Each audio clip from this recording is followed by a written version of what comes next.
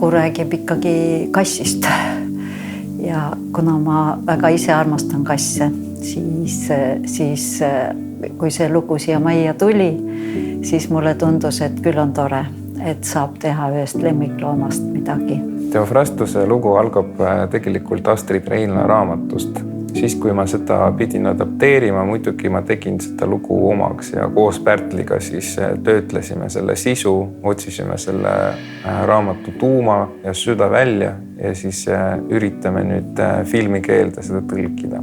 Et see kass on ikkagi paljusid inimesi puudutav loomakene ja kassi läbi saab ka ühtlasi näidata inimese, ütleme, teatud saatust. Minu jaoks esimene asi on ikkagi see, et on lihtne ja väga südamlik lugu. Siis igaüks leiab sealt mingisugused paralleelid ja metafoorid kindlasti seest. Esimesest korrast, kui ma raamatu läbi lugesin, oma peas ma tegin sellise pilti, et see kass on tegelikult Eesti Vabariigi metafoor. Eks see kõige tugevam on ikkagi raudtee ja rong.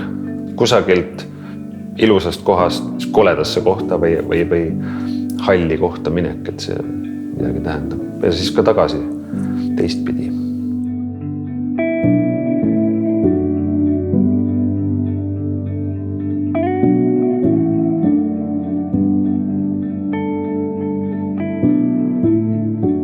Üritan rääkida puhtalt vabadusest. Mõned mõtlevad kohe, et vabadus on see, et ma teen, mida ma tahan.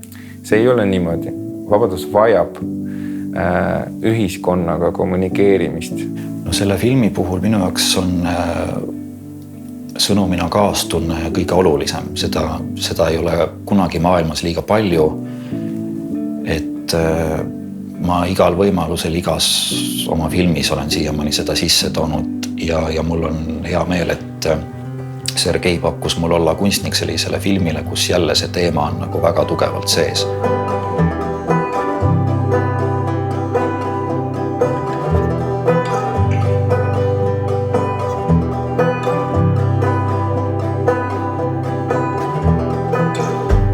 Teofrastuse puhul on hästi, ma olen tähele pannud, et on väga tugev režissööri ja kunstniku nagu koostöö.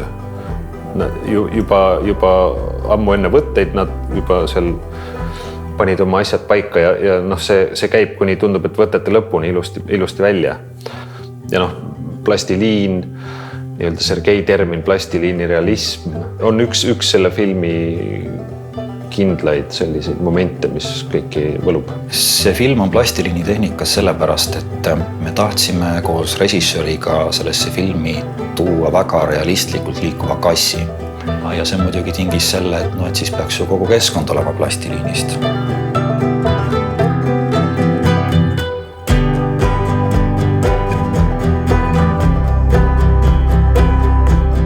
Võiks öelda, et mina olen kass selles filmis. Et ma animeerin, ma olen nagu näitleja, kes mängib kassi. Kuigi ise ma jään kaadrist väljas ja ma ise disainisin seda nukku, et kuidas mul oleks mugavam seda liigutada. See on minu roll. Plastiliin on kindlasti ikka väga kapriisne materjal, et põhimõtteliselt on ta ju pidevalt aeglases voolavas olekus. Üliaeglaselt, aga ikkagi ta voolab kogu aeg, mille tõttu ju hakkavad omavahel kokkupuutes olevad erinevad värvitoonid segunema, siis muidugi ta kipub vajuma, kui tugi karkassi pole. Ja see tingib ka selle, et karkass peab olema ülivalt nutikalt tehtud, et teda saaks liigutada kaamera ees. Uueks väljakutseks kindlasti on nukkudel kostüümid. Erilist peavalu põhjustab ju see, et me ei saa neid kostüüme õmmelda nukkude selga, et meil tuleb nad selga voolida ja nad peavad olema voolitud nii, et nad oleksid äravõetavad. Kõigepealt sai alustatud niisuguse paksu plastiliiniga katmisega ja nukud olid väga rasked. Aga siis tekkis üks väike idee, et me paneme need riided, teeme nagu kasvuhoone loori peale. See oli väga hea mõte, sellepärast, et kõik nukud muutusid kergeks ja riideid saime teha plastiliinist, nagu me oleksime õmblejad, lõiksime välja ja panime kokku ja see oli hästi huvitav. Ja siis ta ju kleebib ja igasugu prahti jääb külge, tolmukübemeid, peab prookima, puhastama. Kordades on tööd rohkem minu meelest kui tavalises kangast nukuga näiteks. Minu arust ei ole plastiliin raske materjal. Ma arvan, et ta on just vastupidi, et ta annab palju rohkem, kui ma lõikan näiteks teen riidest nendele nukkudele riideid, siis see on väga piiratud. Plastiliin kogu aeg kaotab oma ilu ja on vaja parandada. See sulab ära ja muutub kleebavamaks ja vastikuks. See rikub mõnikord minu tuju, sest ma tahan ilusti ja kiiresti kõik teha, aga plastiliinil on oma plaan.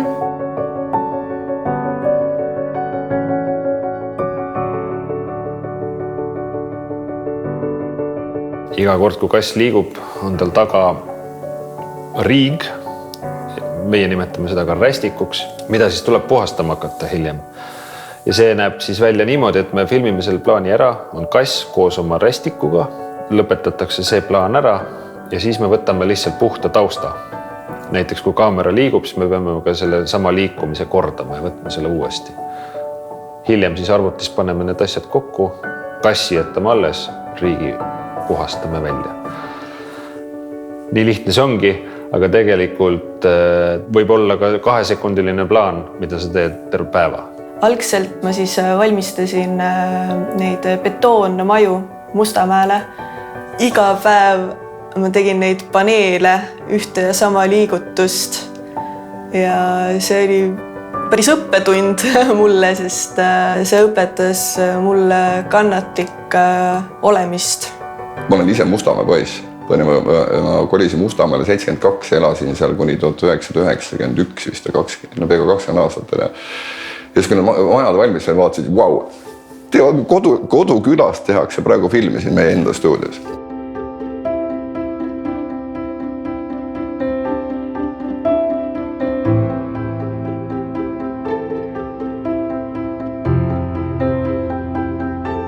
Nostalgilises mõttes on see film hästi tore, selline nagu ajarännak olnud aastasse 1985 ja alguses oli see kõik väga armas.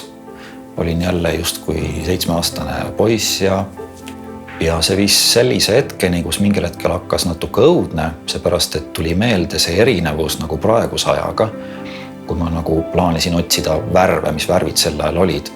No, nagu ei olnudki väga palju värve selles mõttes, et näiteks Mustamäel majad, hallid, eks ole, autosi oli vähem. Muideks autod olid üllatavalt värvilised sel ajal. Mul tuli meelde mingid süüdimatud kapsarohelised Moskvitsid ja sidrunikollased Žigulid ja Nad said selle väikse kioski või selle väikse poe valmis ja selle poe küljes on 2 kaseeritud veeaparaati. Neid ma ei ole näinud 25 aastat. Ja seda ma vaatasin, et Jesus, kas ma olen ju kasvanud üles nende samad kaseeritud veeaparaatidega. Ja siis äkki filmis sa saad kõik asjad tagasi ja kõik need vanad mälestused lapsepõlvest tulevad nagu laksust meelde. See on selline kiire assotsiatsioon, sa isegi ei jõua mõelda. Ma isegi tundsin, et mingi Mustamäe lõhnasid, kui ma seal dekoratsioonis käisin. Et samamoodi tuli meelde see, et asjad olid nagu ühesugused, et kuna valikut väga poodides ei olnud, siis mul on näiteks Mustamäe majade kardinad on meelega nagu ühesugused, ainult 3 sorti kardinaid on, et näitamaks just nagu läbi väikse huumoriprisma seda aega, et sa ei saanud kuidagi naabrist parem olla, sul oli vähemalt samasugune kardin.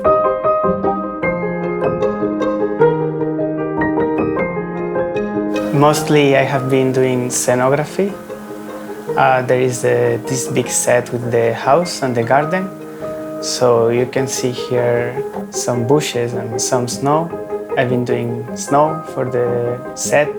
Every time I go inside the set, I feel a lot of respect. I'm always looking not to touch anything so it will not fall like a domino and break everything, and then everybody will look at me like but then my family came to visit me And I brought them here and my brother was looking and he did exactly this. Luckily it was a set that they just finished. Noh, mina olen see tavaline, kes statiivide otsa koperdab, pärast et ma tavaliselt on 10 mõtet peas sel hetkel ja siis ja ma isegi vaatan jalg ette, kõik need statiivid on kuidagi liiga pikkade jalgadega minu jaoks, nii et kui vähegi saab, siis kui võte on pooleli, siis ma ei lähe sinna lihtsalt. Et mitte katastroofi põhjustada, sest siis tuleb hakata uuesti filmima, kui valgus nihkub.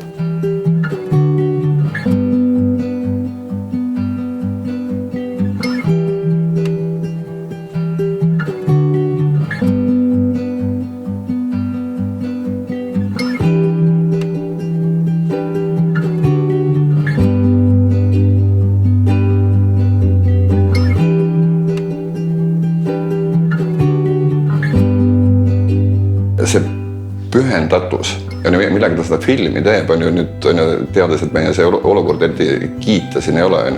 Ja me rääkisime ka sellest, et seal on võimalus teha mingit shortcut'e. Teeme mingid kompromisse seal ja seal, et saaks selle filmi kiiremini välja, aga siis arutasime, et Sergeiga räägib, et me ei saa seda teha, me ei saa nagu lotti allapoole lasta. Mul tunne, et see film tehakse armastusega. Inimesed teevad seda ennast salgavalt. See on päris siuke ei virise, ei vingu, vaid teevad.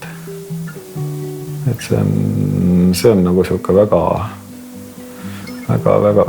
super. Minu jaoks see kogemus selle filmi loomine, kuigi ta oli valurikas ja mõnes mõttes ma elasin läbi täpselt samad etapid, mida see vaene kass elab läbi seal Mustamäel.